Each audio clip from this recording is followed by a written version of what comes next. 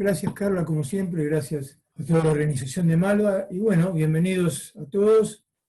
Espero que estén bien en estos momentos tan extraños del mundo y que nos son propicios para la reflexión acerca de las cosas más grandes, como se dice, ¿no? Como hay un testimonio de Heráclito de Éfeso que dice: no conjeturemos al azar sobre las cosas más grandes. Las cosas más grandes son precisamente aquellas de las que tratan, las que estuvimos introduciendo como las ciencias ocultas. En la reunión anterior estuvimos más centrados en la cuestión de la magia. Estuvimos viendo temas en La Tempestad de Shakespeare. No mencionamos, por ejemplo, que hay una película de Greenaway que habla de los textos de Próspero, que es una creatividad que hace este gran director de cine respecto de La Tempestad de Shakespeare. Y también, bueno, es una cosa al pasar, pero puede ser interesante, que en su momento muchos interpretaron lo que fue una serie Lost, que en un momento se vio mucho, como una amplificación de La Tempestad. ¿Por qué? Porque estaba la isla y también porque el avión que lo llevaba, además que naufragaba, digamos, como naufraga el barco en La Tempestad, el nombre del avión era Al-Ájira. Y Al-Ájira en árabe significa la otra vida. Significa que ese lugar, como también en La Tempestad se interpreta, esa isla podía ser entendida como el purgatorio o como un lugar intermedio. La película es Los textos de Próspero y el director es Greenaway. Bueno, hoy trataremos más particularmente de la alquimia y de su presencia tremenda a lo largo de la historia, pero su retorno muy vigoroso en esta época que estamos tratando, que es la época del Renacimiento, de la figura que aparece en el conocido como Paracelso, que es uno de los representantes principales que muestran esta concepción que venimos rastreando, que es la de microcosmos, macrocosmos, en términos del arte alquímico, que es el arte de la medicina también. Paracelso aparece como el precursor de la toxicología.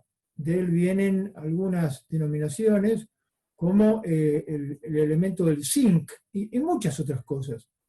La figura de Paracelso es un referente del siglo XV, en la época, digamos, en donde se da todo este fenómeno que vimos en el mundo de Italia, pero Paracelso estuvo en Suiza y Carl Gustav Jung, que también era suizo, se asoció muy particularmente con la figura de Paracelso y tiene un par de textos importantes, como Paracelso como educador y Paracélsica, donde él, Carl Gustav Jung, tomando el simbolismo de la alquimia, va a utilizar estas imágenes como medios para comprender la manifestación de lo que él denomina los arquetipos en la vida de la psique humana.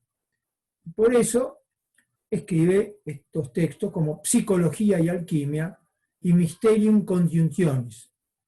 Es decir, que hay una cadena, se llama la cadena áurea, la cadena de oro, que es la de la transmisión de conocimientos, que son conocimientos simbólicos que hunden sus raíces muy atrás en el tiempo, en el Egipto. Sigue después esto por la ya mencionada Alejandría. Esto después pasa por el mundo de los griegos de los primeros siglos de nuestra era. Después pasa al Islam, pasa a Bizancio, vuelve en la Baja Edad Media. Hay un texto atribuido a Santo Tomás, el que aparece como el dogmático por excelencia, pero que es la aurora consurgens, la aurora resurgente, que es totalmente alquímico. Alberto Magno tiene un tratado de la piedra filosofal, es decir, estamos hablando de la Baja Edad Media. Hay elementos alquímicos que son disruptivos, es decir, aparecen y desaparecen, para volver contundentemente, decíamos, en esta época del Renacimiento. Y entonces, si hemos hecho este recorrido más que simplificador, la palabra alquimia deriva del prefijo al, que aquí es un prefijo, pero que al es el artículo árabe, ¿no? De ahí vienen tantas palabras castellanas, como alcohol, alcázar, alambique, la palabra elixir, palabra que ahí está transliterada, viene del al-exir, que es el brebaje que llena el corazón de fe. Ese es el sentido etimológico árabe de la palabra elixir. La lengua castellana, que tanto, bueno, supo conocer Jorge Luis Borges, anglicista, en el sentido de conocedor de la filología inglesa, pero que, bueno, además del manejo que tenía de la lengua castellana, era un enamorado del Islam, porque justamente sabía muy bien de todo lo que el Islam había dejado en España. Nuestra lengua castellana tiene un porcentaje importante de palabras que vienen del árabe, y la palabra alquimia, decíamos, tiene el componente al, que es el artículo de la lengua árabe, y la palabra quimia, que en testimonios que son antiguos, ya del hermetismo, se asocia con Kemi. Kemi es un nombre de la Tierra Negra. La Tierra Negra, que también es el limo, que es el limo de la tierra. Tierra Negra era el modo en que en la antigüedad llamaban al Egipto. Así que alquimia, en cierta tradición, aparece etimológicamente ligado como el Egipto, la sabiduría proveniente del Egipto.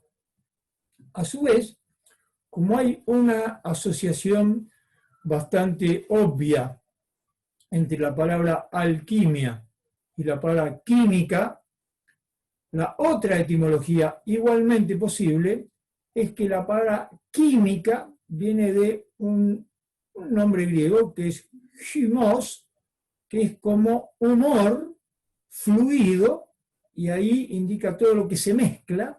Entonces, una segunda etimología, una primera etimología, es la de la Tierra Negra, significa la sabiduría del Egipto.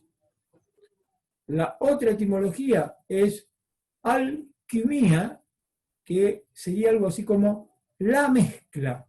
La palabra quimia viene de mezclar sustancias, de mezclar humores. Entonces, desde esa forma de siempre partir desde la etimología, lo que la alquimia significó siempre es la transmutación. Lo hemos ya indicado en varias alusiones, la transformación de las sustancias groseras en sustancias sutiles, que eso tiene el modo de que la alquimia era comprendida como algunos seres que trabajaban de manera absolutamente insensata en los laboratorios para tratar de sacar el oro a partir del plomo. Es decir, la reducción, el reduccionismo interpretativo de que haga del alquimista que trabajaba en su laboratorio solamente como para una cuestión que es de carácter lucrativo, es decir, el conseguir el oro que llamaban los alquimistas el oro vulgar, es lo que resulta el gran error interpretativo. El no darse cuenta que sí, los alquimistas tenían laboratorios y trabajaban con metales. Y los metales, el mercurio equivale al planeta Mercurio, el Saturno, el plomo al planeta Saturno, el oro al Sol, el estaño a Júpiter, cobre a Venus, el hierro a Marte, es decir, las correspondencias que los alquimistas trabajaban en sus laboratorios con los metales, con sustancias, porque de esta manera, al observar los procesos de la naturaleza, los procesos de la creación, cómo se comportaban esos metales, con sus asociaciones planetarias, astrológicas, que también tienen que ver con los sentimientos, las pasiones que tiene el ser humano en el microcosmos, podían ver en lo externo una proyección, una manifestación de lo que nos ocurre internamente. De tal manera, la mayor transmutación que busca el alquimista es transformar esa materia, como está en un texto muy principal de la alquimia, que son las charlas de Morieno, las enseñanzas de Morieno. Morieno es el moreno, es el moro a un rey, y que cuando el rey le pregunta cuál es la materia, Morieno le dice, la materia eres tú. Es decir, la materia es la esencia del ser humano, la esencia del ser humano que viene a este mundo y necesita de una transmutación. Lo hemos comentado en otras oportunidades.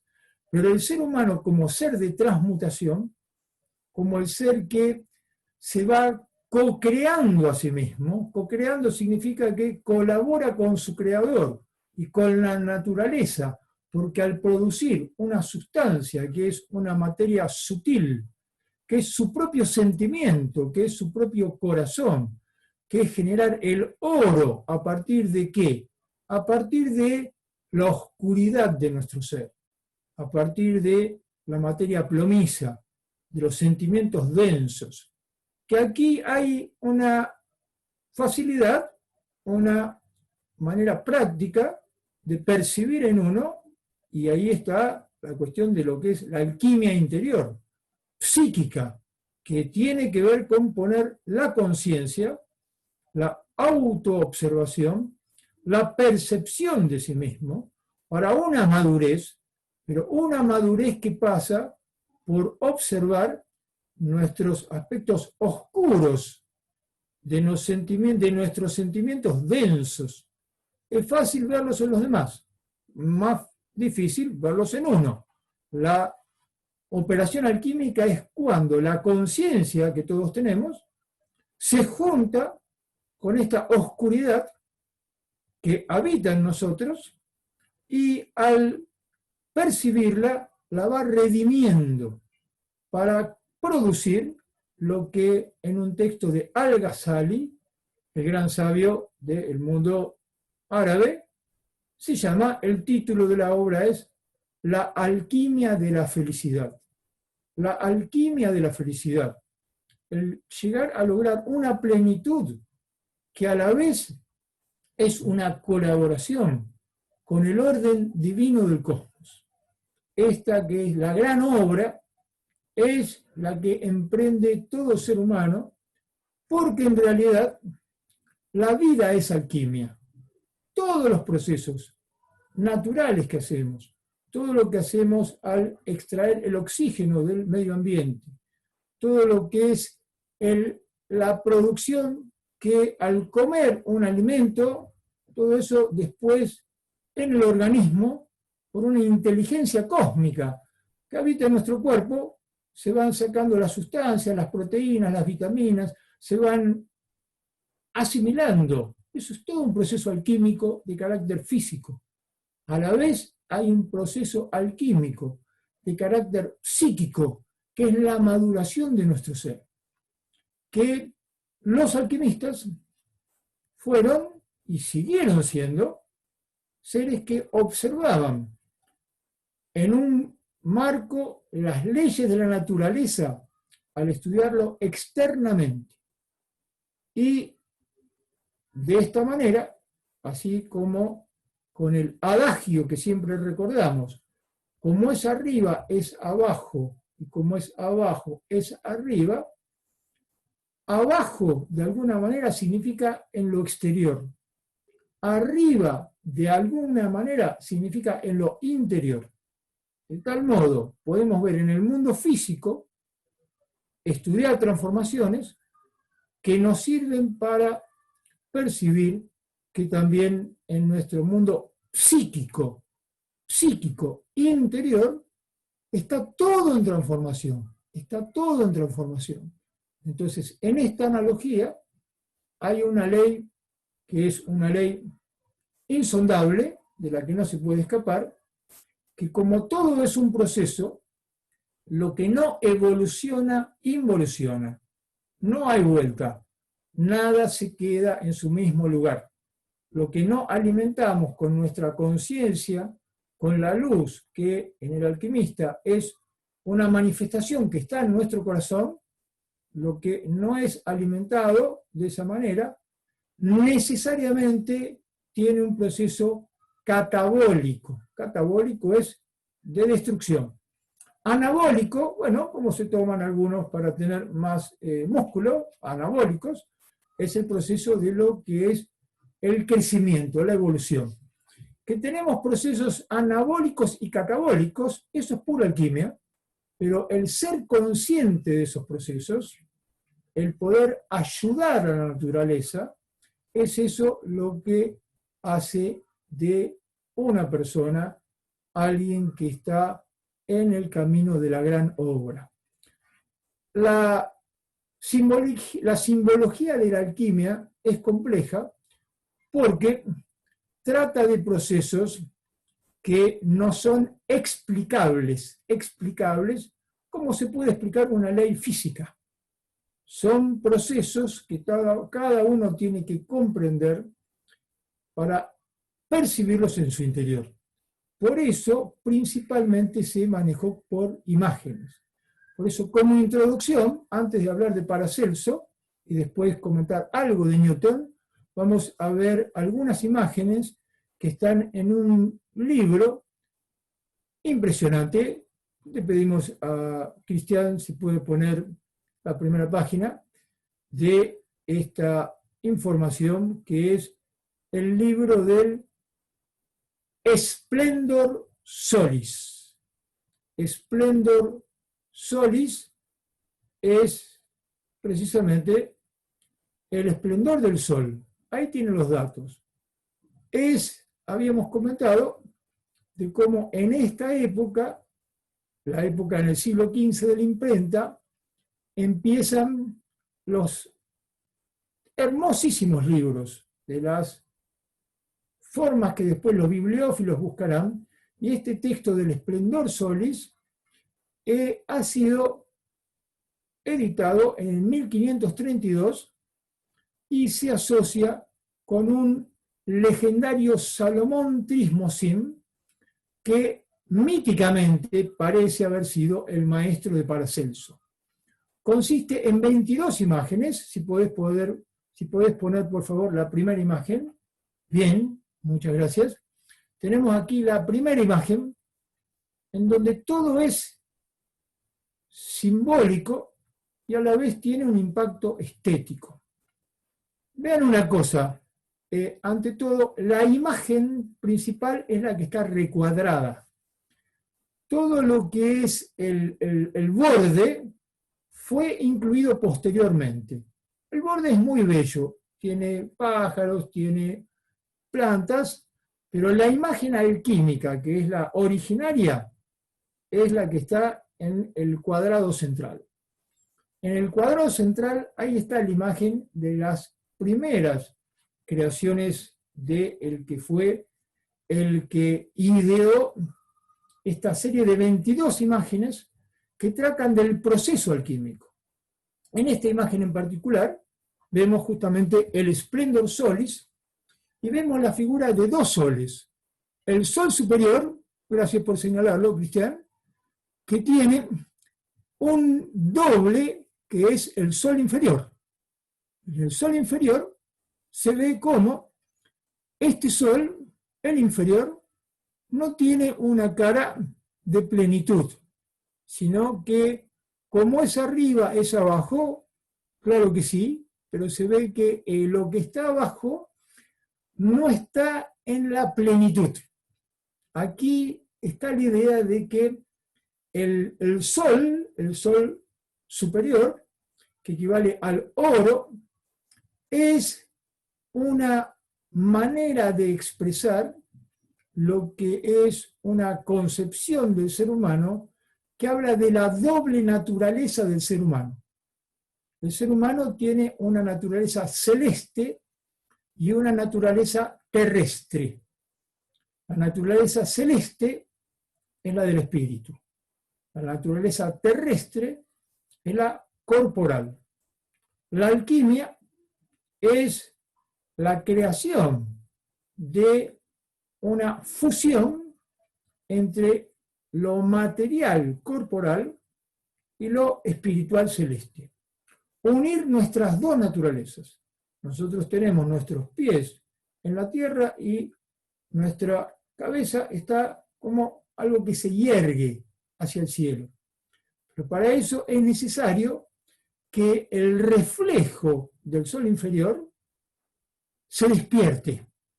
Si se fijan en la imagen, el sol superior está con una cara resplandeciente, es el esplendor del sol, mientras que el sol inferior está como, digámoslo así, al menos desconectado.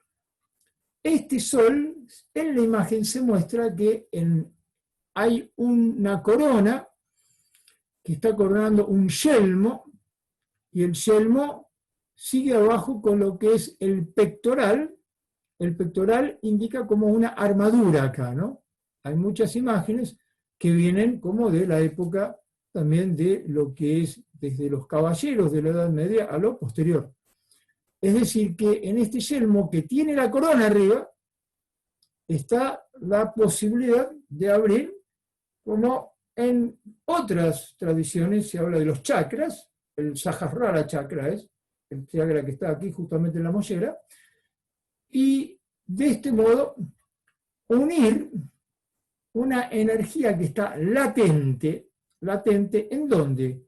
Está, como se dice, impectore. Impectore, aquí está claro que está en el pecho. Es decir, nuestro corazón, como sede de las emociones, se puede abrir y transformarse en un ojo del alma, transformarse en una potencia no solo emocional, sino cognitiva. En nuestro corazón es nuestro sol, hay una analogía entre el sol, el oro, el corazón, esta es la analogía simbólica. Nuestro corazón, en tanto tiene, si tomamos, hay un corazón corporal, hay un corazón emocional y hay un corazón espiritual. El corazón emocional corresponde a lo psíquico. Como nuestro corazón emocional está sucio, está lleno de plomo, el plomo es un material denso, es necesaria una transformación. Para que se produzca esa transformación, esa es la transformación alquímica, tiene que este sol que está marchito por su contacto con la oscuridad, volver a la vida en un proceso en donde pueda recibir las influencias que vienen de lo alto. Estas influencias que vienen de lo alto, verán, en toda la alquimia se habla de corporizar el espíritu, espiritualizar el cuerpo. No es dualismo, al contrario, todo lo contrario. Se trata de que el cuerpo se llene de la luz del espíritu y que el espíritu no quede ahí arriba, porque está como, ahí está una idea que es muy rica, es que hay como una forma espiritual en uno que está en un lugar sutil, pero que no está conectada con uno, y que es como una figura de un pájaro que está subiendo un árbol y que encuentra un pájaro arriba y que tiene que pasar por comer muchos frutos dulces y amargos hasta que se encuentra el pájaro de abajo con el pájaro de arriba. Es todo un símbolo importante que es el del doble. El doble.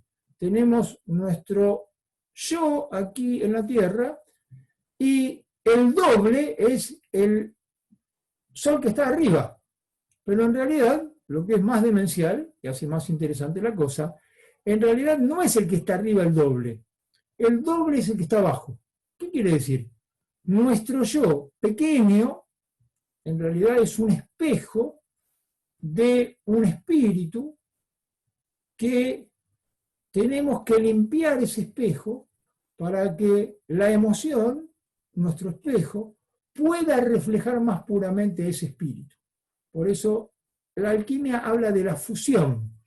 No es dualismo, el cuerpo contra el espíritu contra el cuerpo, el cielo contra la tierra contra el cielo, los instintos contra la razón contra los instintos.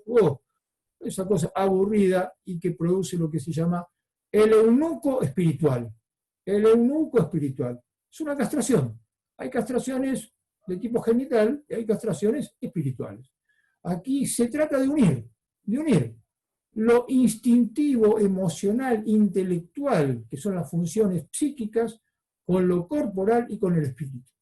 Atrás, en el fondo, muchas cosas más se pueden comentar, gracias a ahí justamente, hay una conversación, también se puede leer en términos del doble.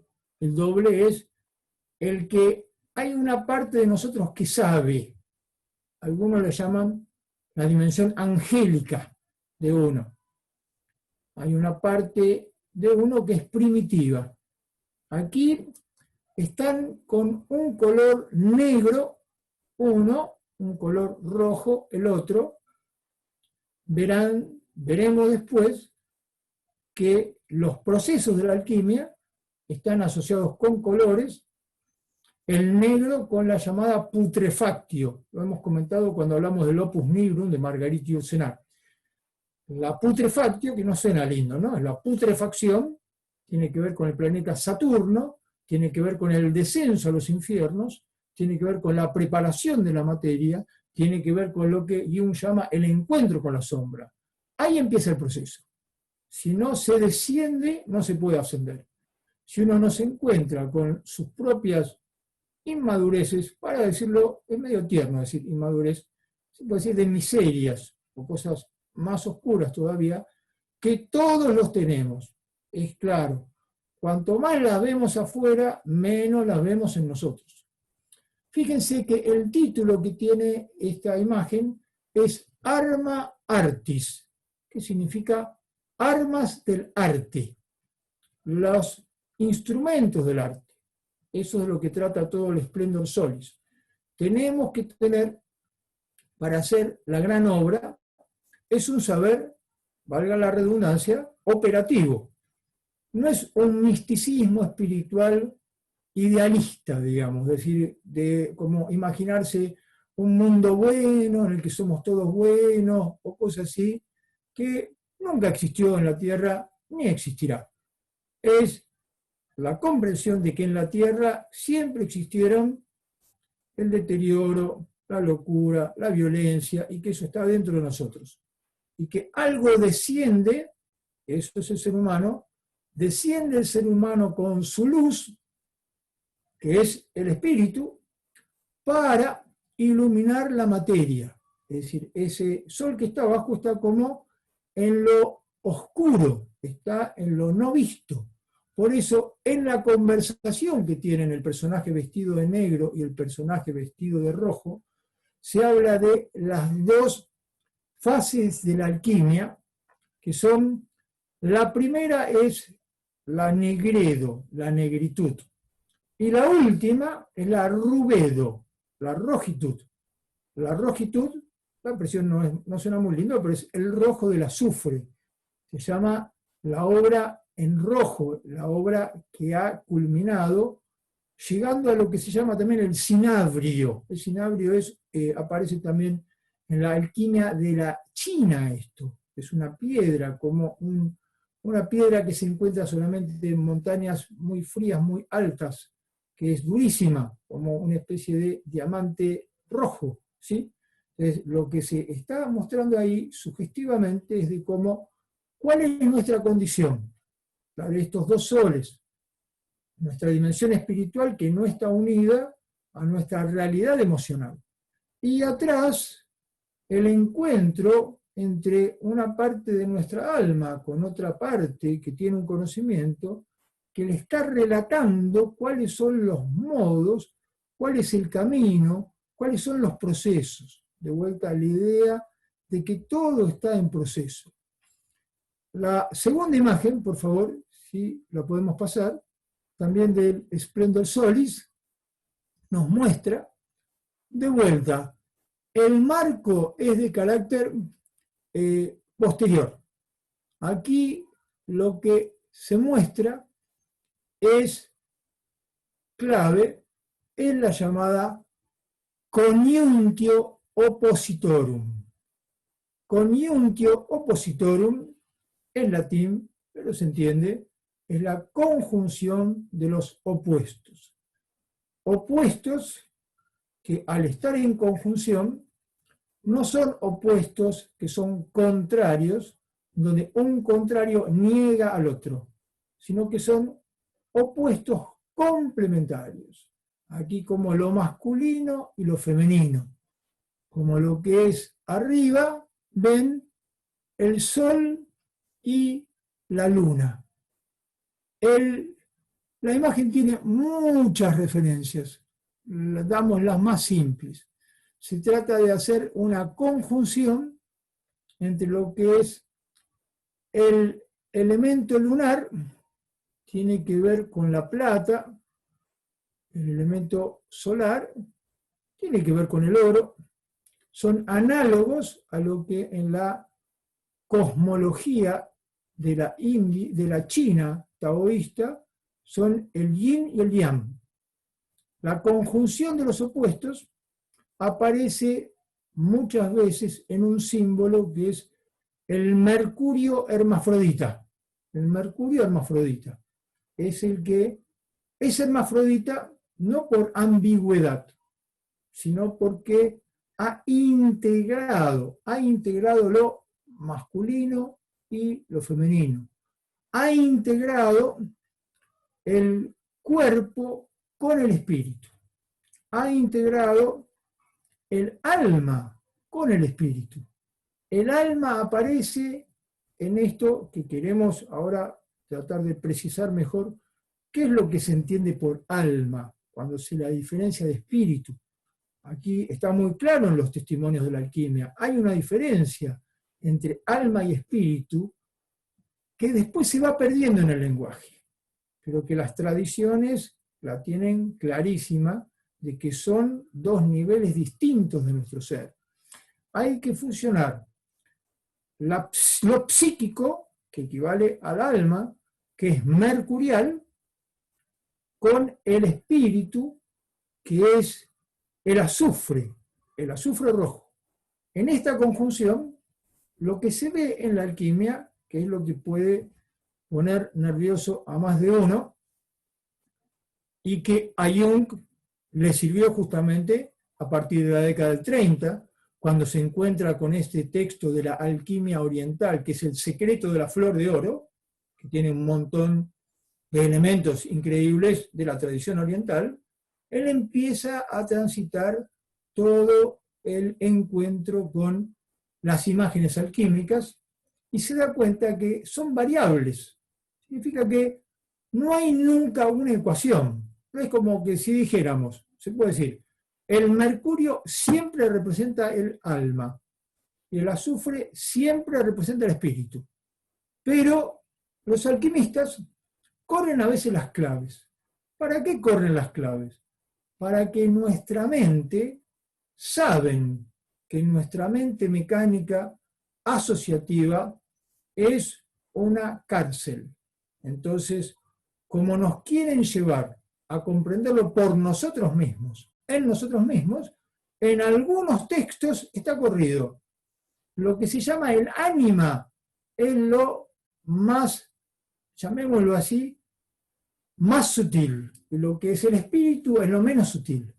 Puede no comprenderse esta distinción, por eso vamos a ir a la otra imagen. La otra imagen está en el Landspring. Landspring es un conjunto de imágenes, así como el Splendor Solis, es un conjunto de 22 láminas con un pequeño texto. El Landspring, puedes poner, Cristian, por favor, la otra imagen.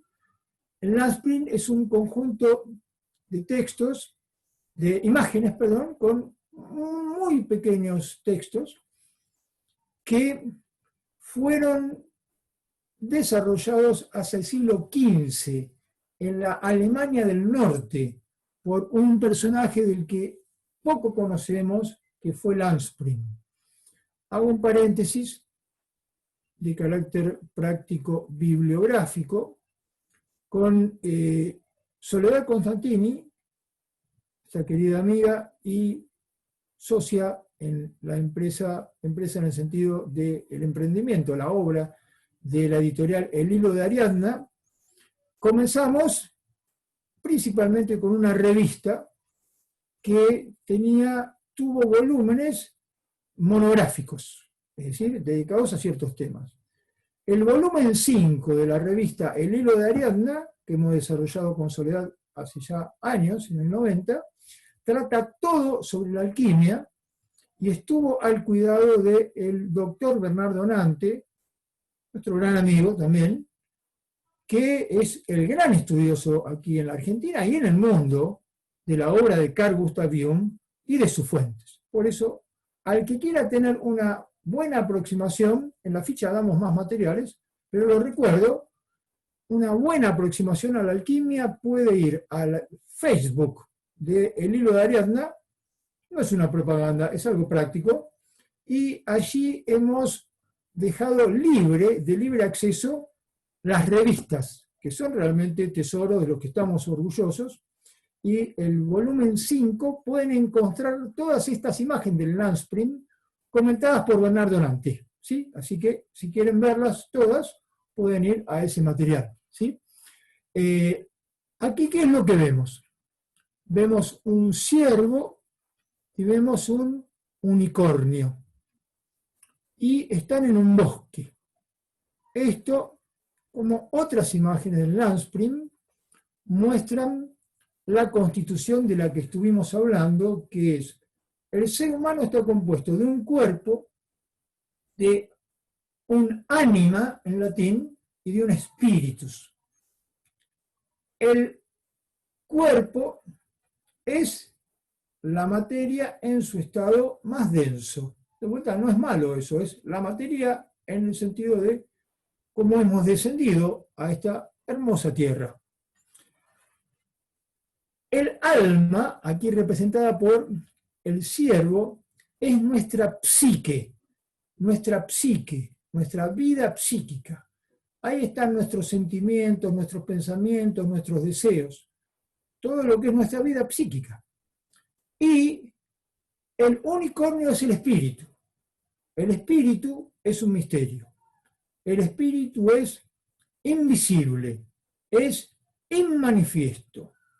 Por eso, la gran clave alquímica es que es necesario algo que una el cuerpo con el espíritu. Y allí está la materia mercurial, que es nuestra vida psíquica. Nuestra vida psíquica, con todos sus vaivenes, es el lugar en donde aparecen todos los metales, todas las materias. Y tiene que pasar, para seguir la gran obra, por un descenso a los infiernos, se dice. Bueno, eso está en los mitos, está en la misma obra del gran Federico Nietzsche, así habló Zaratustra, cuando dice voluntad de ocaso, voluntad de descender a las profundidades, porque el que no llega a ver sus profundidades no puede ascender a la vida real del espíritu. Si alguien quiere ascender sin haber descendido, sube solo con la cabecita, digamos, ¿no? Como es todo ilusorio, no hay ninguna transformación. Aquí se trata de la unión simbólica entre el encuentro entre el ciervo y el unicornio. Esto es variable, no hay ecuaciones. Así se interpreta habitualmente esta figura, en donde habrá otras cosas. Hay un león verde, perdón, no en este grupo de imágenes, que representa la materia o la obra en su primer estado. Hay un león rojo que representa la materia en su estado más de realización. Es decir, estos animales que aparecen son figuras de nuestros sentimientos, son figuras que nos muestran en imágenes cosas que ocurren en nuestra vida interior. Si vamos a la última imagen, también del Landsprim, por favor, muchas gracias. Quizás si la podés agrandar un poquito con el zoom, ahí está mejor, buenísimo. Ahí está perfecto, yo por lo menos la veo bien. Aquí en el Landsprim se ve, fíjense, de derecha a izquierda está un anciano, hay un ser angélico que está en el medio y un joven. Se trata de vuelta, y esto es fundamental, de un pensamiento triádico. Triádico tiene que ver con tríada. Tríada es la forma del pensar esotérico. Es decir, el pensar lógico, que no es malo, está muy bien, es diádico. Algo es verdadero o falso. Una proposición es verdadera o falsa. Pero eso en lo racional está muy bien. Si uno va a elegir una cosa, también en lo emocional, tiene que comprar una casa o la otra. No puede ser una conjunción de los opuestos. O una cosa o la otra. Cierto nivel de la vida se mueve muy bien mediante esta forma dualista en la que están organizados nuestros centros. Nuestros centros, quiero decir, en términos de Gurdjieff, como comentó algo Carla, que seguiremos en otros cursos profundizando en su extraordinaria enseñanza, él trajo a la práctica estas figuras de la alquimia, para ver que todo el desarrollo armónico del ser humano lleva justamente a la maduración de nuestra esencia. Pero habla precisamente Gurdjieff de la importancia de la llamada ley del tres. Acá tenemos lo triádico.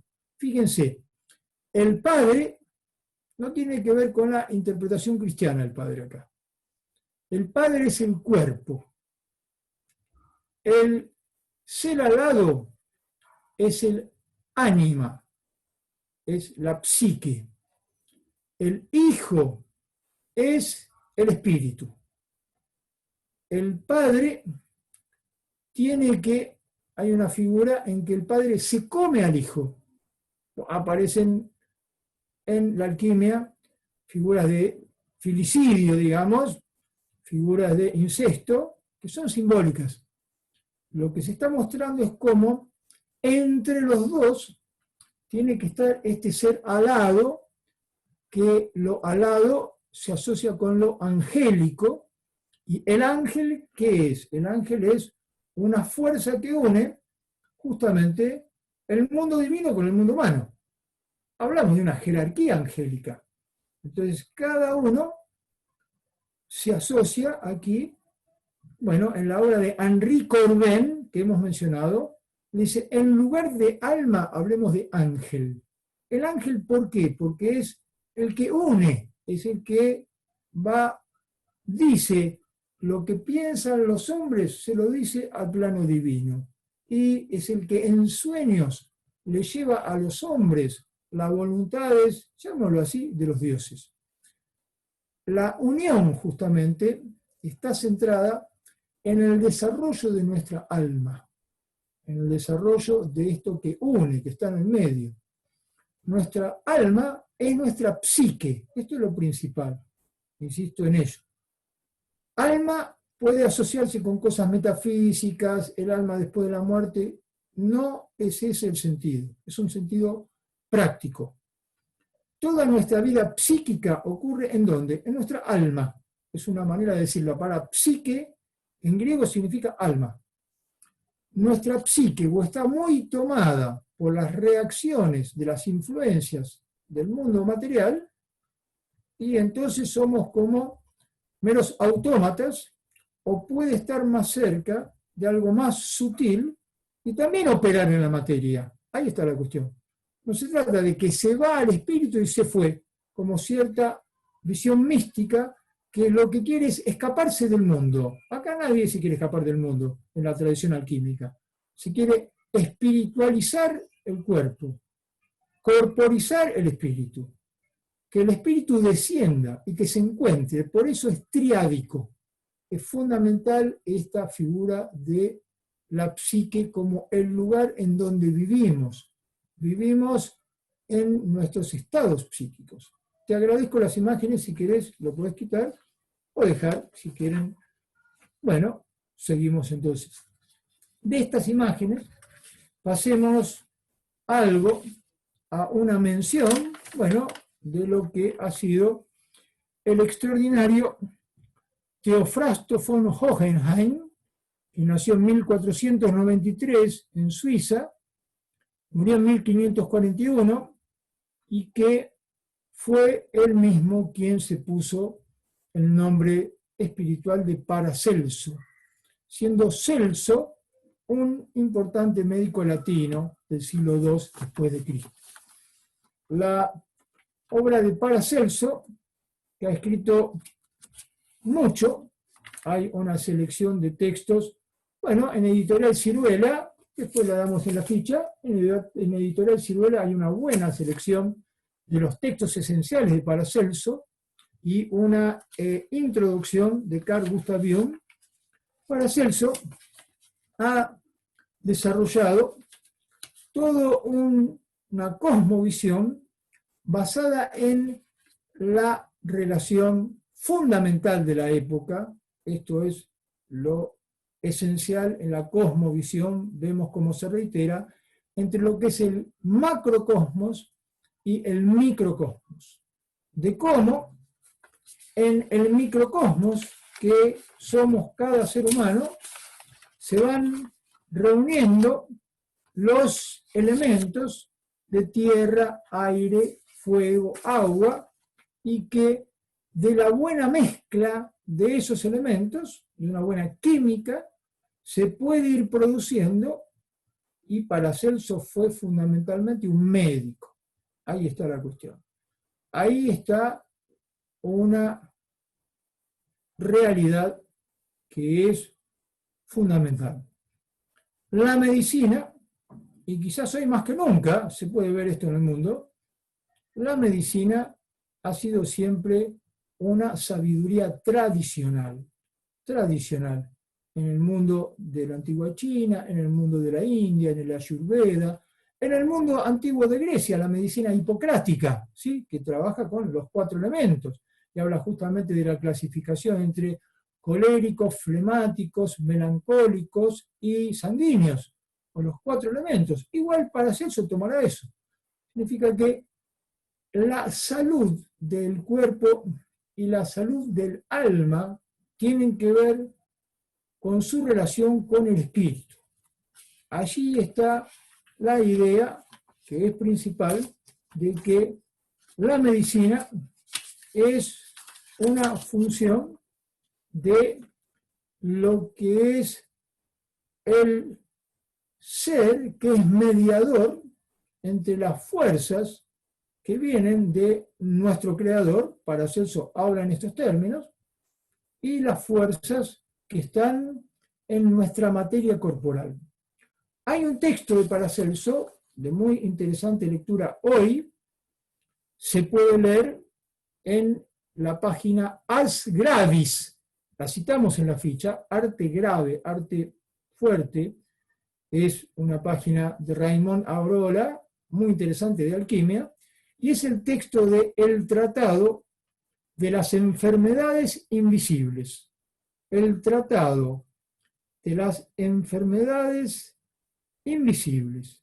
Y allí dice, lo cierto es que la parte invisible del microcosmos, la parte invisible del microcosmos, ¿cuál es? Nuestra alma, nuestro espíritu, puede afligir al cuerpo. De forma semejante a lo que ocurre con los ciegos, nosotros no vemos ciertas realidades. Iba a decir, los ciegos nos van a servir de mucho como ejemplo. Significa que somos ciegos a las realidades psíquico-espirituales. Y dice, pero al revés de los ciegos, cuyo tacto llega a adquirir tan maravillosas agudezas, dice, bueno, el ciego puede al final percibir con el tacto lo que no ve con los ojos. Nos sorprende que no percibamos lo que es la máxima realidad. Cuando estas obras nos resulten visibles y aquello de donde procedan permanezca invisible, debéis pensar que es así porque estamos fuera de su luz. Esta frase, que da para retomarla, tiene que ver de vuelta con esto de los dos soles. De los dos soles. Que hay un sol que está en lo manifiesto, que ilumina el mundo material. Pero hay un sol que está en lo oculto. Este sol que está en lo oculto es el que tiene que despertar en nosotros. Es el sol que está in pectore, que está en el pecho. Es la luz que puede convertirse en el ojo del alma. Este despertar paulatino es el proceso que va del ver las cosas oscuras, la nigredo, al segundo momento que es la albedo, albedo tiene que ver con blanco, que es la purificación. Al tercer momento que es la quitrinitas, es más, en latín, más difícil de traducir, pero tiene que ver con citrón como cítrico, con una estancia amarilla, que así, habiendo pasado por este ternario, es decir, el punto negro, el punto blanco de la purificación, el punto de una preparación para que pueda producirse la acción del fuego, el fuego del encuentro con el espíritu, necesita el fuego de nuestra voluntad, el fuego de nuestro deseo. ¿En dónde ponemos nuestro deseo? ¿Lo ponemos en la gran obra o lo ponemos en cualquier cosa? A donde está nuestro deseo está nuestro corazón. La alquimia habla de procesos psíquicos. Está la posibilidad que tiene el ser humano en el tiempo de vida que tenemos de llegar a tener un contacto con su espíritu y llegar a ser más auténticamente él mismo o vivir en el extravío. Perdón, estamos hablando de la condición humana, estamos hablando de algo que puede ser leído, si quieren, desde la filosofía existencial del mundo del siglo XX, de otra manera, y hablará de lo mismo. Pero aquí en la alquimia hay signos para los que quieran reflexionar y hay armas. Armas significa elementos para algo operativo. Para Celso, bueno, su pensamiento es riquísimo. Habla también de cómo el ser humano tiene adentro un astrum, astro, y de él viene la expresión astral life. Life en alemán es L-E-I-B larga, ¿no? Es cuerpo astral. Así que tenemos un cuerpo físico y tenemos un cuerpo más sutil, que es el cuerpo astral, y cada uno tiene su astro que tiene que hacer brotar, y cada uno tendrá entonces que engendrar.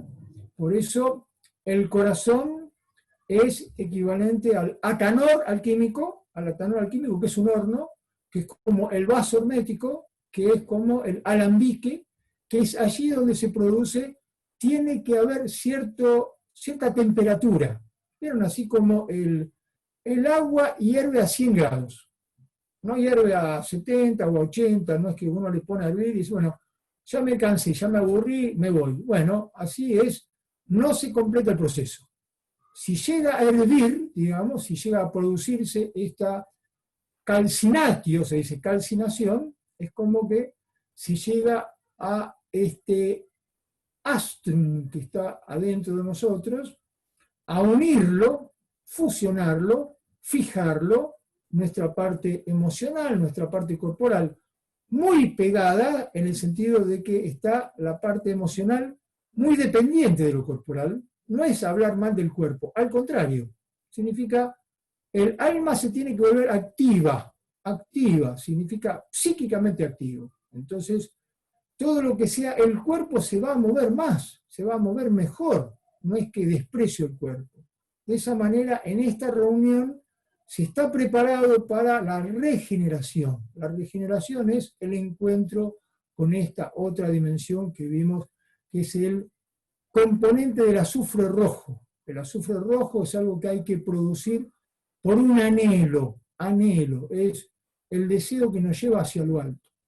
Aquí, lo que vemos en términos de Paracelso hablaba también, bueno, de los elementos.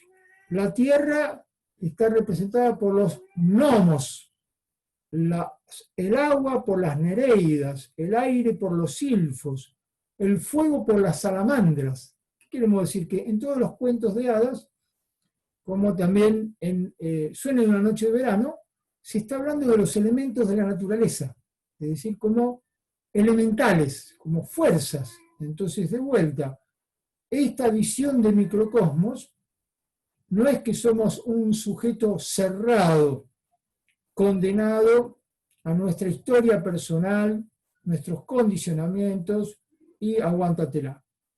Es estar abierto al misterio del mundo y sus elementos.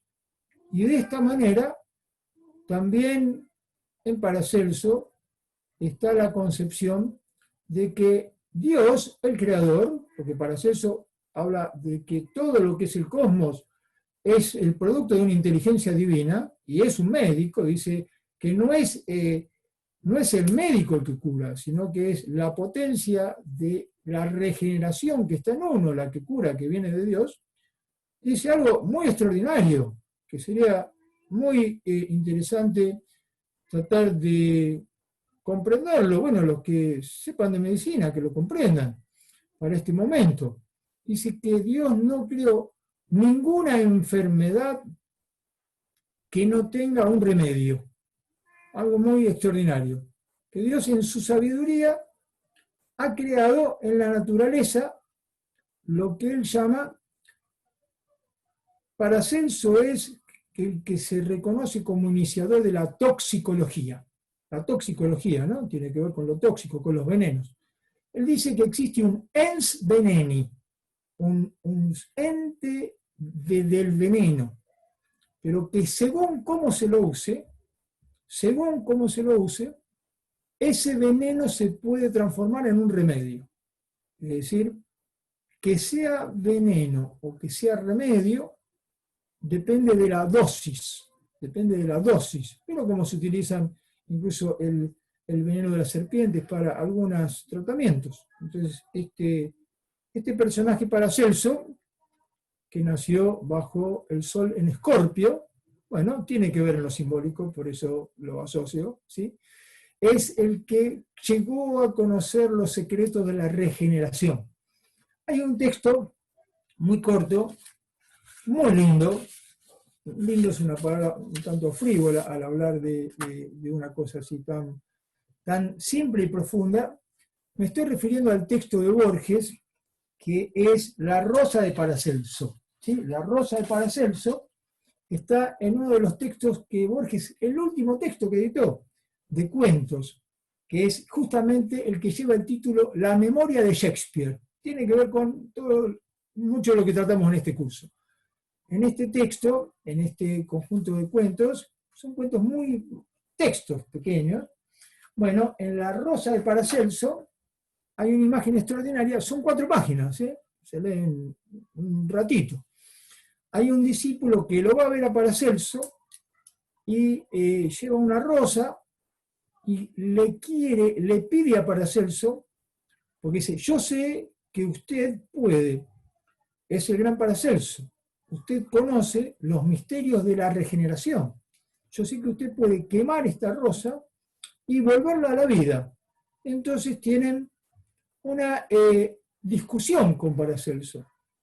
Y Paracelso le dice, ¿vos crees que yo puedo destruirla y volverla a la vida? Y le afirma enigmáticamente, dice, ¿crees que soy capaz de destruirla? Y dice, nadie es capaz de destruirla, dice el discípulo, que no llega a ser discípulo. Entonces le dice, ¿crees que el primer Adán, le dice Paracelso al discípulo, en el paraíso, pudo haber destruido una sola flor o una brizna de hierba? Entonces Paracelso se indigna, porque el discípulo le dice, no estamos en el paraíso. Aquí viene la gran sutileza de Borges. Le dice, ¿no sabes que la caída no es otra cosa que ignorar que estamos en el paraíso? Esa es la respuesta para Paracelso. No te das cuenta que la caída no es otra cosa que nuestra ignorancia de ignorar que estamos en el paraíso. Significa que no hay una distinción de carácter dualista. Lo que dice el Paracelso de Borges, le dice al discípulo, bueno, que no llega a ser su discípulo, insisto, no lo acepta, dice, de todas maneras, vos, tratándolo de usted, sos un impertinente, porque venís a exigirle cosas a un maestro. Vos no sos un buen discípulo. Así que le dice, andate. Cuando se va, el discípulo se va humildemente diciendo que se da cuenta que estaba en una equivocación. Es muy profundo, como es Borges, en pocas palabras. ¿Qué es esto de exigir milagros? Esa es la cuestión. Miren, algunos dicen que es un profeta que haga un milagro, como si fuera una obra de circo. Y Paracelso se niega.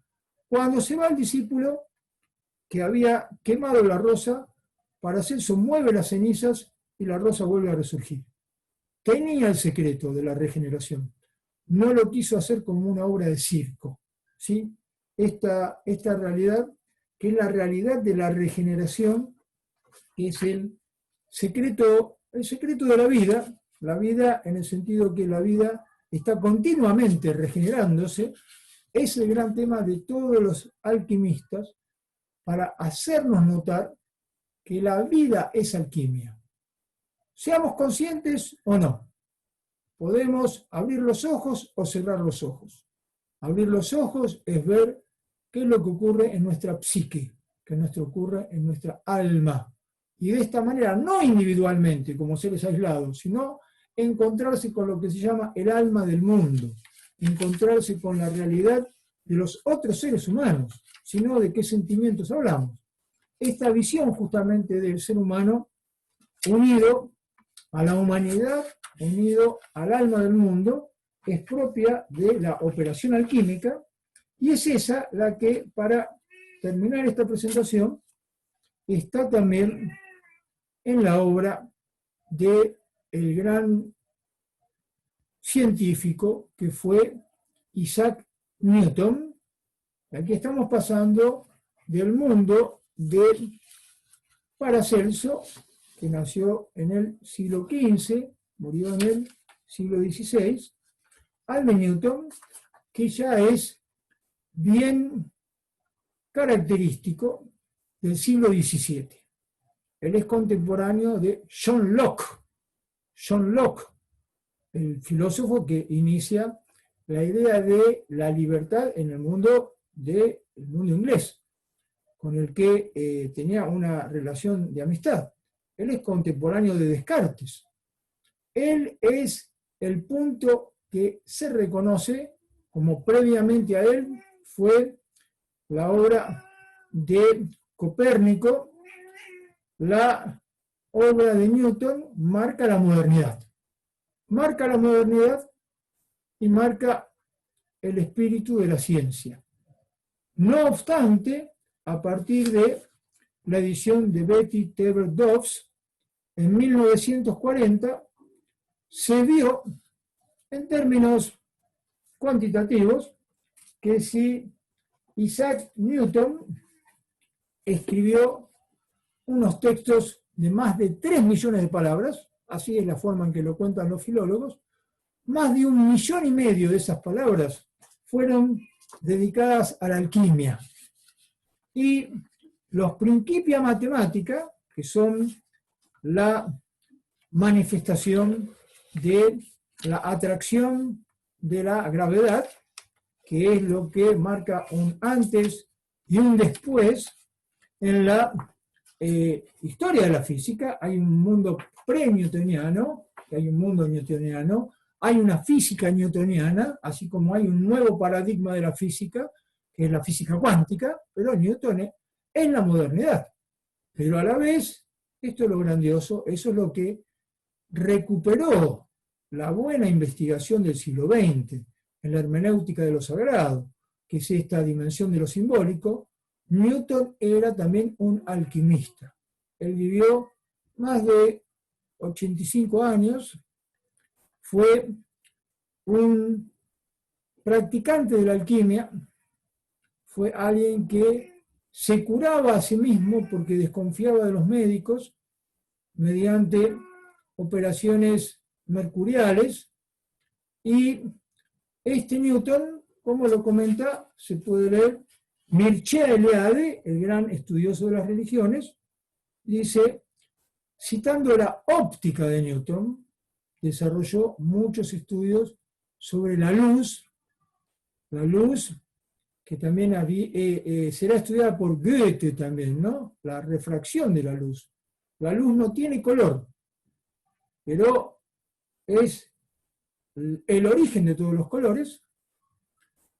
Newton lo ve tanto en la energía, digamos, que es la energía lumínica, como en la atracción de las fuerzas y las masas del cuerpo físico, y lo que escribe en la óptica, que es totalmente alquímico, dice, el cambio de los cuerpos en luz y de la luz en cuerpo está en todo conforme con las leyes de la naturaleza. El cambio de los cuerpos en luz y de la luz en cuerpo está en todo conforme con las leyes de la naturaleza, pues la naturaleza está hechizada por la transmutación.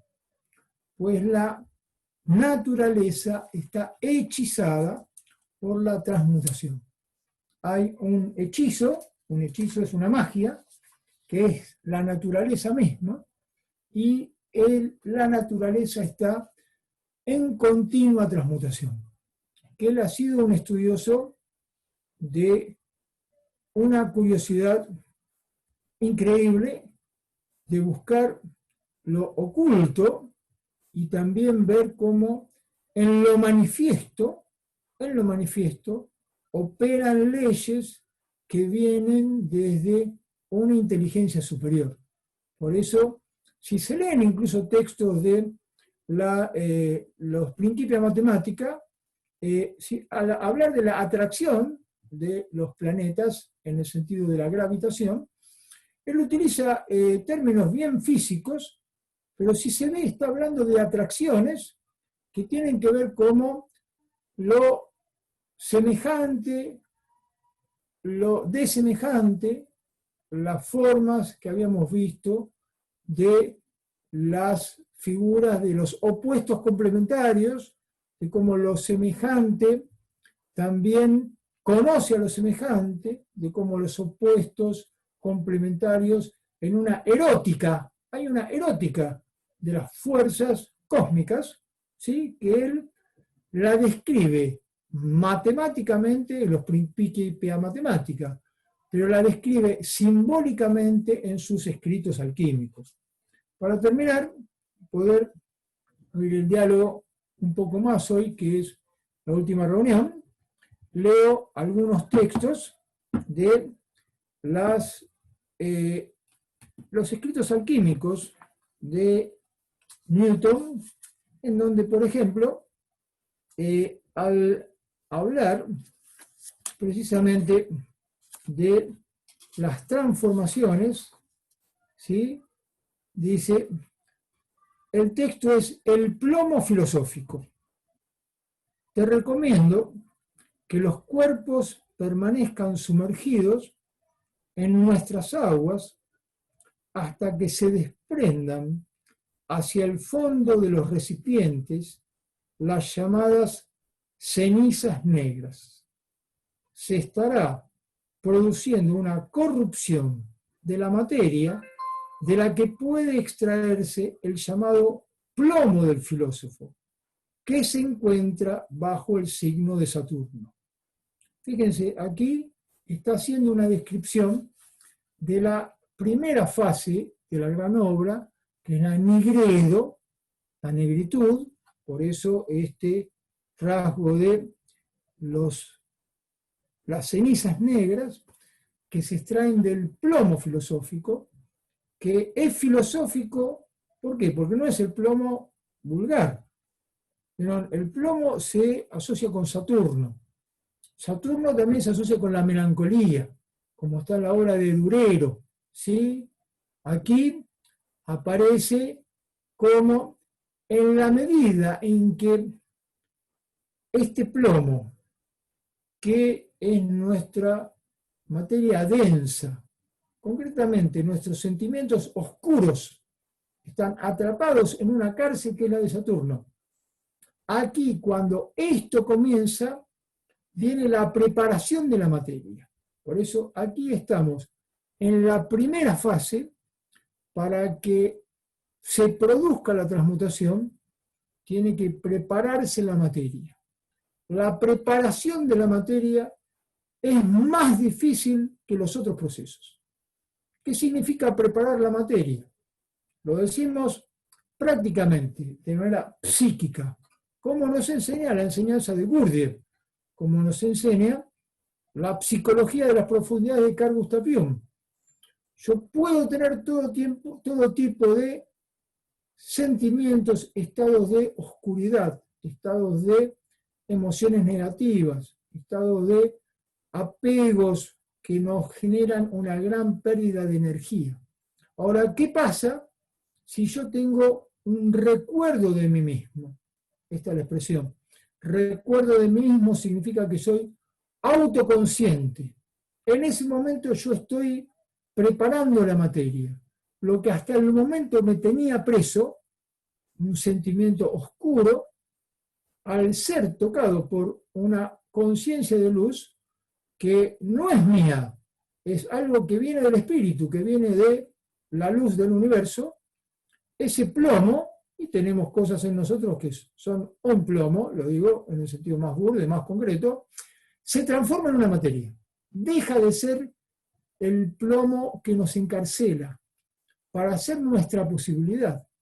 Nuestra posibilidad está, ¿cómo se dice? Está en el estiércol. Está en el estiércol, que es lo que intuitivamente, digamos, se dice primero el inconsciente. El inconsciente, bueno, primero habla del descubrimiento, llamémoslo así por Freud, que no fue un descubrimiento en el sentido que esto fue conocido siempre, pero se valieron de imágenes. Y después fue ampliado por Jung. ¿Qué es lo que estamos diciendo? Que todo este mundo que está ocurriendo en nosotros sin luz no es materia preparada para la alquimia. Es algo que nos va comiendo a nosotros, nos va haciendo cada vez más rutinarios, cada vez más mecánicos, más automáticos.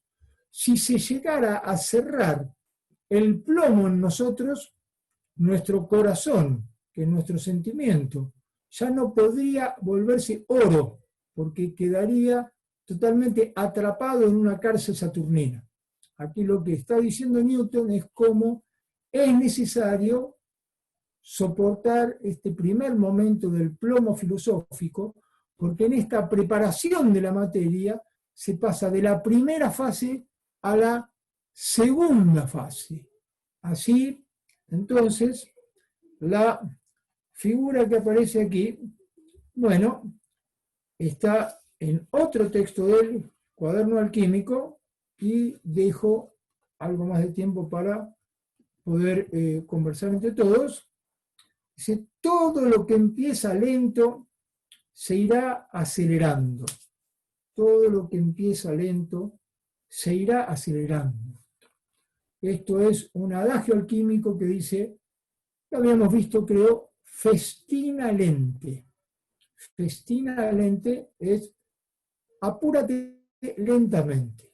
Significa que es más difícil, lo decimos en términos que quieren ser prácticos, es más difícil empezar a trabajar sobre sí mismo, estoy utilizando vocabulario, digamos así, que seguir trabajando sobre sí mismo.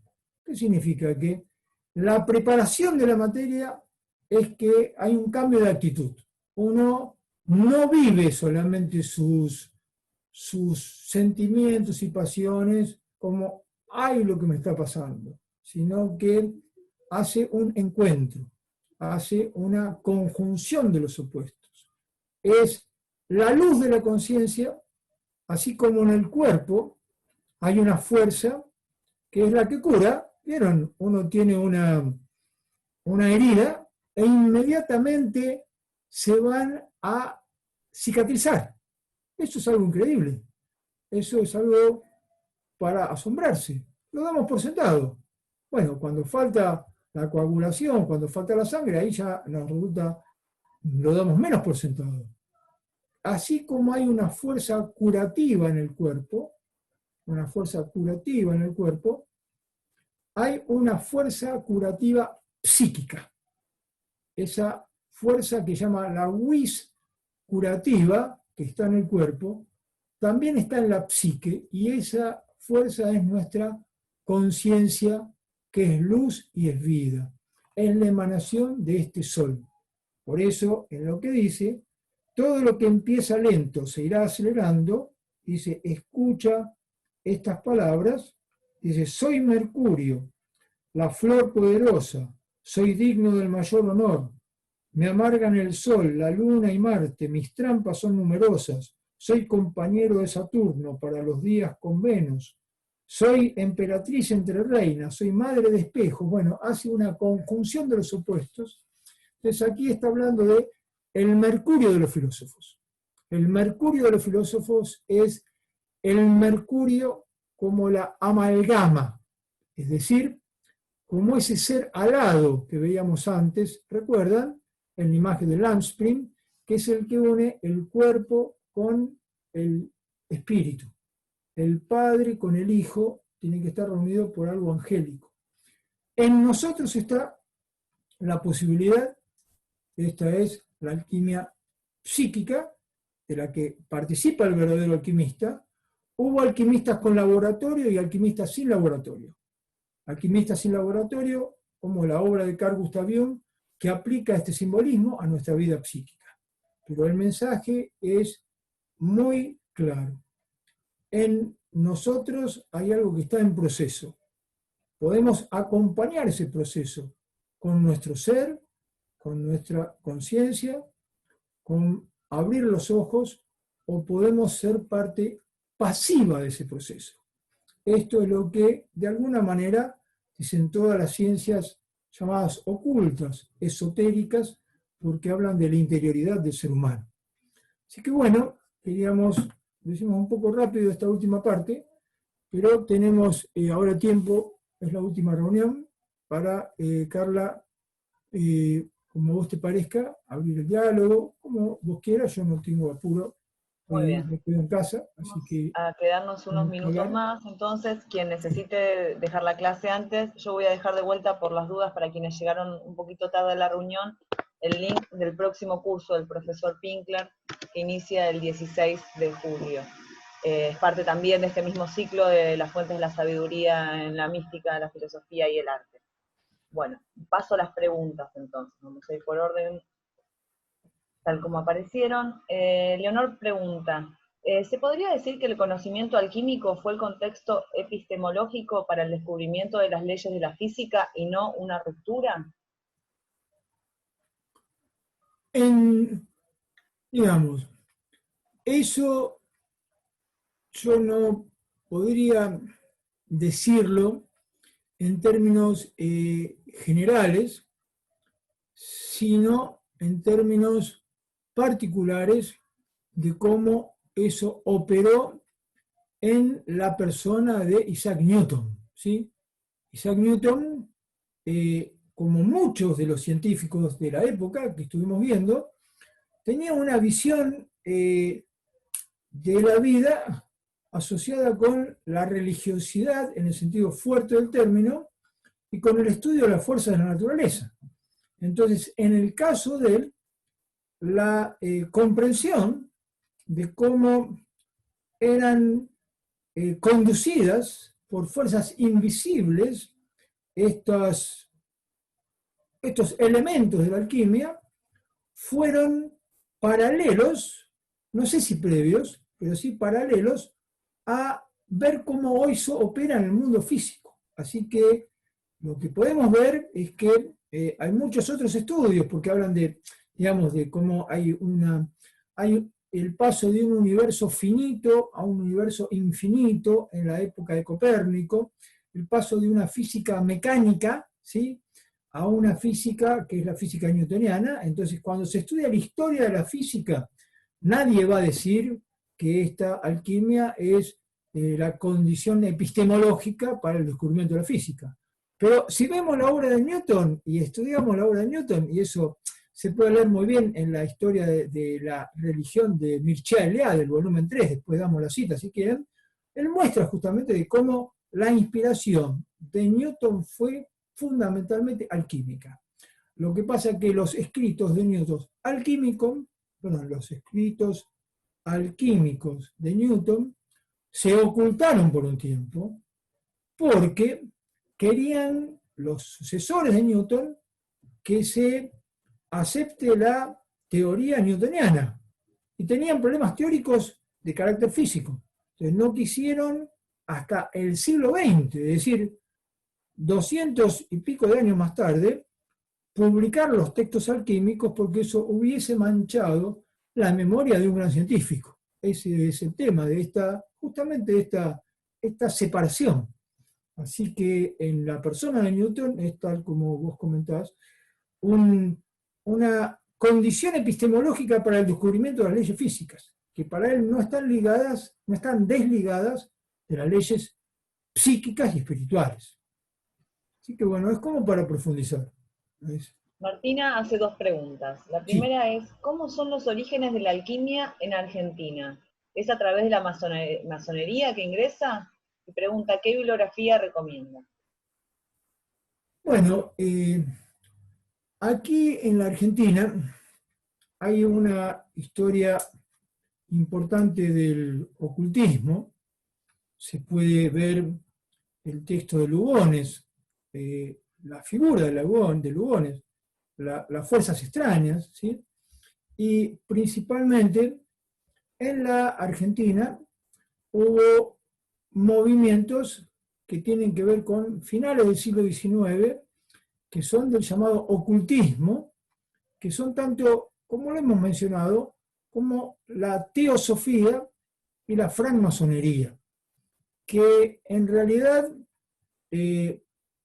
una cosa es el estudio académico de la alquimia, ¿sí?, y otra cosa es la práctica de la alquimia.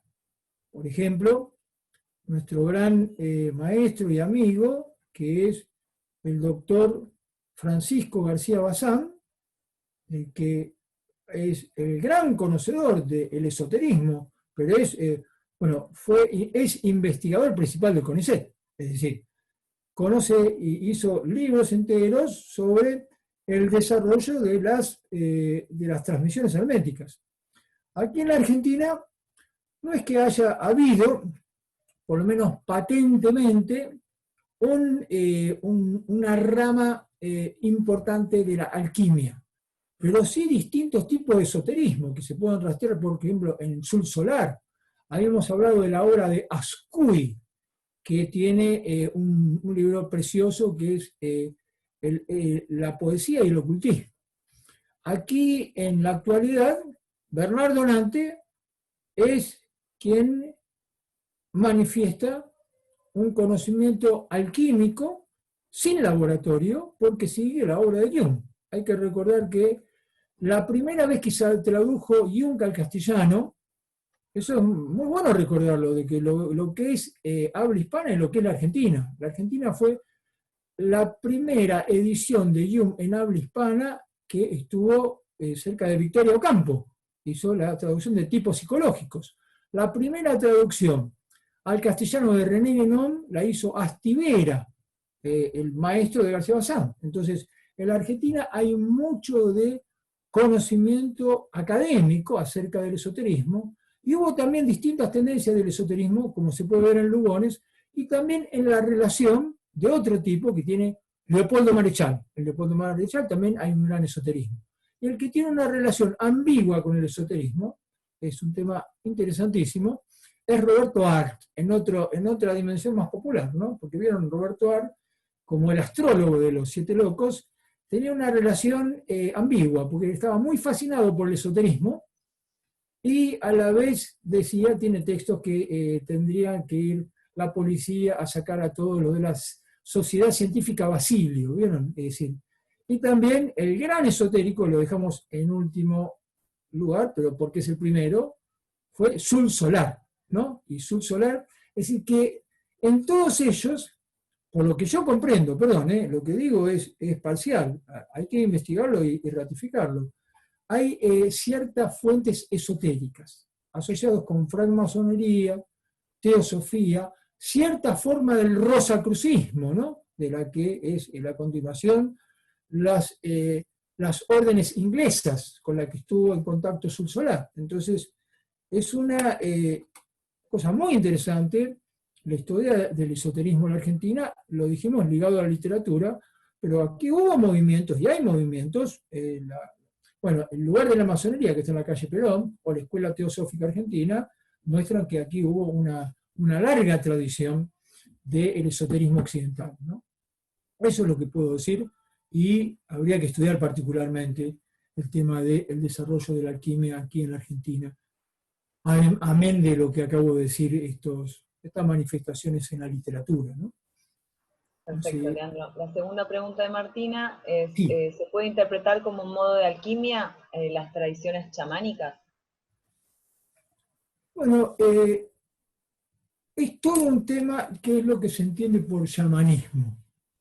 Por eso, en la década de los 50, el gran estudioso de las religiones, que fue Mircea Eliade, tiene un libro al que hay que volver, que se llama El chamanismo y las técnicas del éxtasis, en donde alude propiamente chamanismo al medicine man, al hombre médico de Siberia, y después ve cómo hay algo de esto en los amerindios, ¿sí?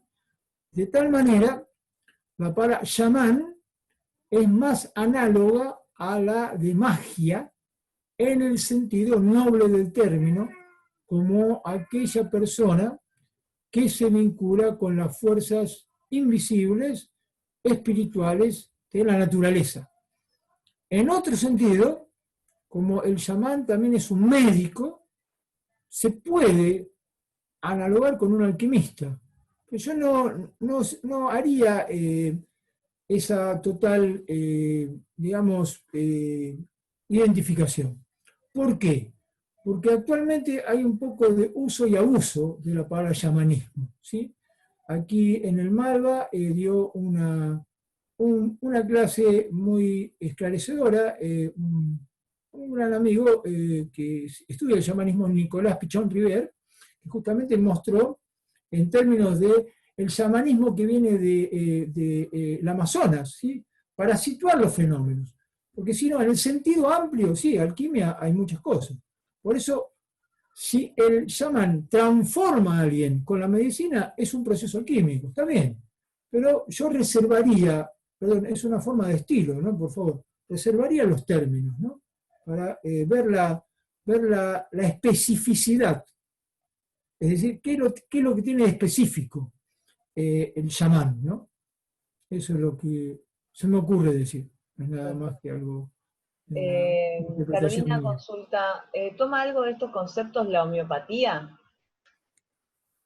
Bueno, eso por supuesto que sí, ¿no? Eso al principio de estas reuniones, cuando hablábamos de la concepción general que anima esta sí, sería como la epistemología de las ciencias ocultas, la astrología, la magia, la alquimia, están basadas en una concepción del cosmos en el que todo está vinculado como una fuerza inmanifiesta que cuando se manifiesta se expresa de distintas maneras en el reino mineral, en el reino vegetal, en el reino animal, como una planta, decíamos, vegetal, como un órgano del cuerpo, y esto que son las correspondencias trae la expresión de la homeopatía, que es alquímica, que es similia similibus curantibus. Significa las cosas semejantes se han de curar con las cosas semejantes. Que eso es Paracelso. Y eso es lo que después está en la naturfilosofía, la filosofía de la naturaleza germánica, que está en el gran Hahnemann. Y eso es lo que continúa Rudolf Steiner. Y hay toda una homeopatía de carácter antroposófica. Entonces, ahí de vuelta vemos justamente Paracelso, el rosacrucismo, la continuación steineriana en la concepción microcosmos y macrocosmos y en la práctica de la medicina, como algo que es de carácter profundamente espiritual y no podría ser nunca tomada justamente con la degradación actual de mucho de la medicina. Perdón, no estamos hablando del momento actual, es otra cosa lo que está ocurriendo. La medicina tecnológica también sirve mucho, pero cuando tenemos una visión totalmente tecnocrática del cuerpo, donde se lo toma el cuerpo, siempre decimos como mecánica del automotor.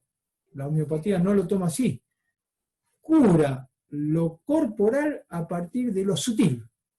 Cura la materia densa del cuerpo a partir de la movilización de elementos sutiles. Por eso esos globulitos tan chiquitos de la homeopatía, ¿a dónde operan? Operan en el cuerpo más sutil. Y desde el cuerpo sutil van al cuerpo físico. Es alquimia pura eso, ¿no?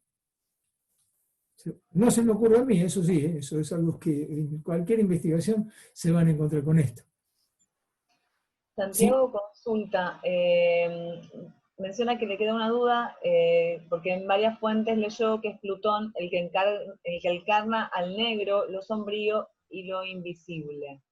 Sí. Ahí termina su pregunta. Perdón. ¿Algún comentario? Bueno, Plutón es un epíteto del dios Hades. El dios Hades, en el mundo griego, es el dios de las profundidades de la tierra. Es el dios que es el dios de los muertos. Y es el dios que también es el dios de la transmutación. Por eso, en la mitología griega, está el rapto de Perséfone por Plutón, que la hace descender a los infiernos, pero cuando vuelve transformada.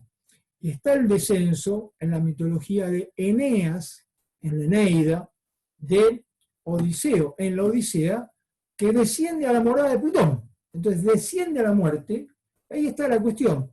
Es símbolo de muerte, pero la muerte en el sentido plutoniano es la muerte que lleva a la vida. Es el misterio de la regeneración.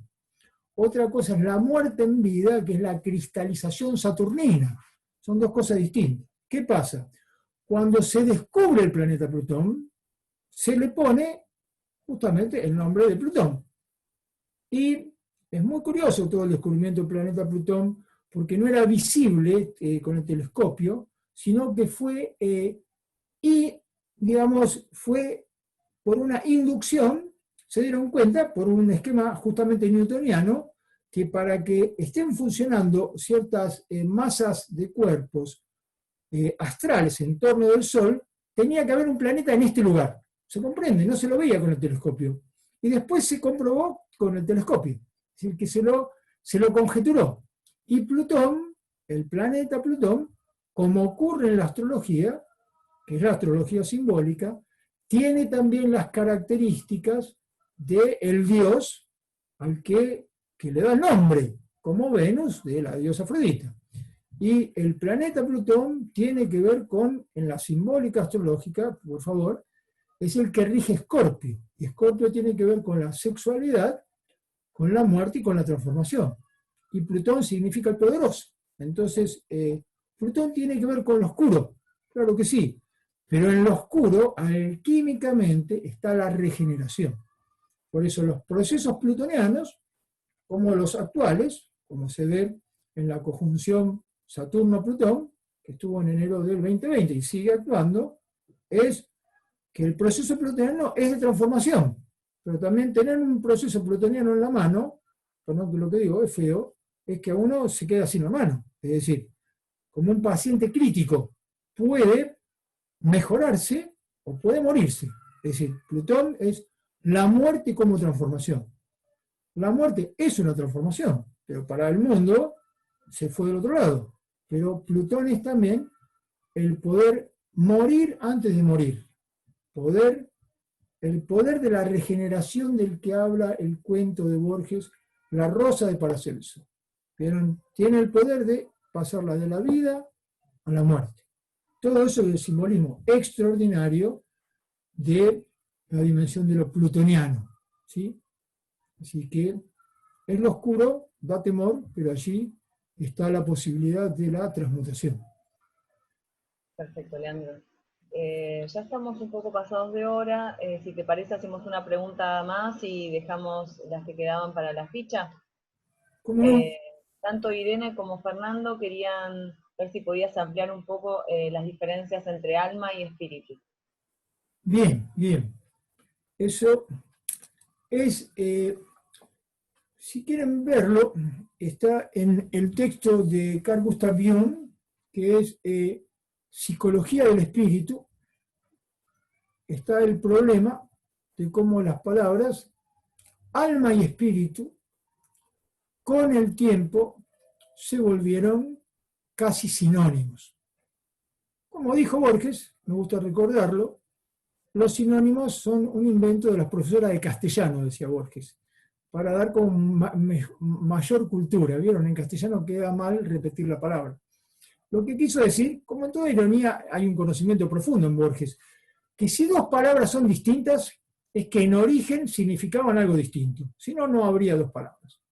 Entonces, en las tradiciones espirituales auténticas, estamos hablando de el cristianismo, ¿sí? En el mundo hebreo, en el mundo islámico, en la tradición de la India, en la tradición hermética, en la tradición del gnosticismo cristiano, etc., se habla de la constitución humana no como dual, es fundamental, no como cuerpo-alma, sino como cuerpo, alma-espíritu. Lo difícil es comprender qué se entiende por alma. El espíritu es como se dice en el Evangelio según San Juan, pneuma. El espíritu sopla por todos lados y nadie sabe de dónde viene. Es el espíritu que viene de Dios, o viene del Altísimo, o viene de lo alto del universo. Es una chispa de luz, vida, conciencia. El alma es como toda la psique, es decir, nuestra vida psíquica es la vida del alma. Por eso Carl Gustav Jung se indignó al ver que en la psicología del siglo XIX había una psicología Ohne Seele, que en alemán Seele, como soul en inglés, es alma. Sin alma, porque la parapsicología tiene la parapsique, que es alma. ¿Qué queremos decir? Que en realidad nuestra vida anímica, ánima, significa alma también. Es nuestra vida psíquica. Los gnósticos reconocían los espirituales, los psíquicos y los somáticos, como las tres partes del ser humano. Seres que están exclusivamente tomados por lo somático, seres que somos psíquicos, y los espirituales o pneumáticos, perdón, tantas palabrotas, pneuma en griego es espíritu, son aquellos que han llegado en vida a darse cuenta de la realidad del espíritu.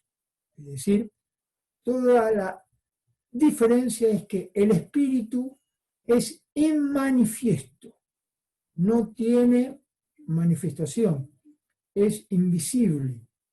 El cuerpo es el cuerpo físico. La psique tiene manifestación, claro que tiene manifestación.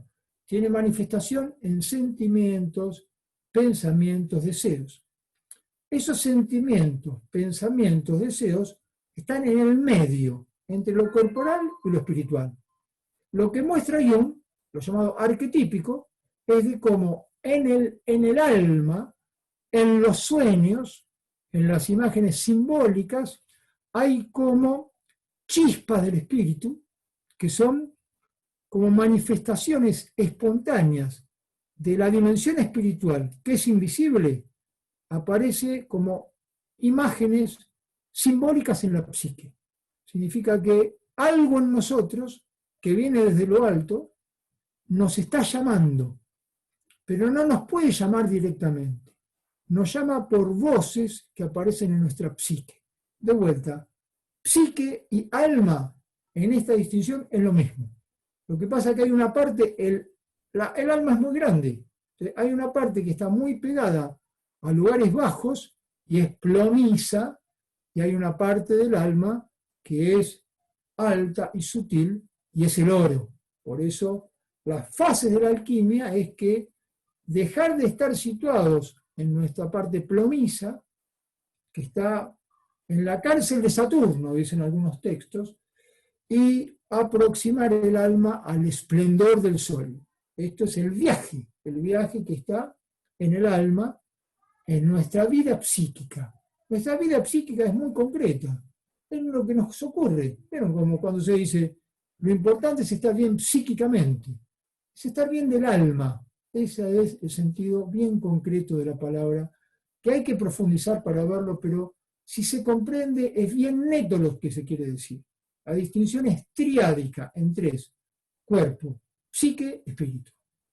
Es como para continuarla, pero esto es algo que yo simplifico, pero con mi mejor voluntad trato de ser lo más fidedigno a las tradiciones, no es algo que se me ocurre a mí. Lo que se propone desde la visión tradicionalista a la que pertenecemos es el retorno a las tradiciones, significa el comprender al ser humano desde una perspectiva triádica, con cuerpo, vida psíquica y espíritu. Eso es lo que Jung luchó para volver a retomar, y Georg Ivanovich Gurdjieff, en sus enseñanzas, buscó enseñar la manera práctica, el cuarto camino, para poder arribar de un alma que está dormida a un alma que está despierta, significa bañada por la conciencia del espíritu. Esa es la idea que es muy esencial para tratar de comprender. Hay muchas cosas que se pueden entender mucho mejor si uno va aplicando esta distinción, que insisto, no es mía. La pueden rastrear en tantos textos, después damos más materiales. Sí. Bueno, creo que como vos digas, Carla.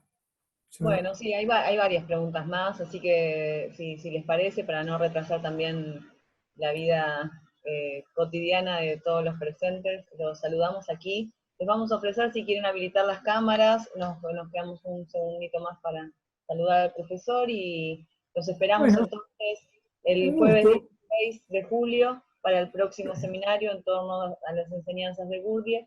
Este seminario va a ser a las 17 horas, pero tengan en cuenta que con la disponibilidad de los videos, quien no pueda presenciarla en vivo puede solicitar ese material. Nos estamos viendo entonces en breve y cualquier consulta estamos.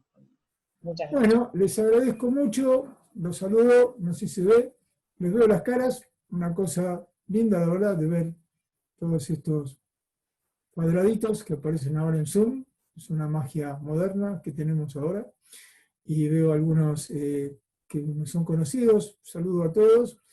Y bueno, gracias. Les agradezco mucho que hayan puesto su atención en este encuentro, y realmente ha sido para mí el primer curso que doy así en esta forma, y la verdad que es una experiencia muy interesante, más allá de que, bueno, si lo presencial es irreemplazable o no, esta es una modalidad muy dinámica y agradecemos que exista, y nuevamente les agradezco, bueno, que hayan tenido la paciencia y las ganas, ¿no?, de acompañarnos en esto que tanto nos gusta compartir.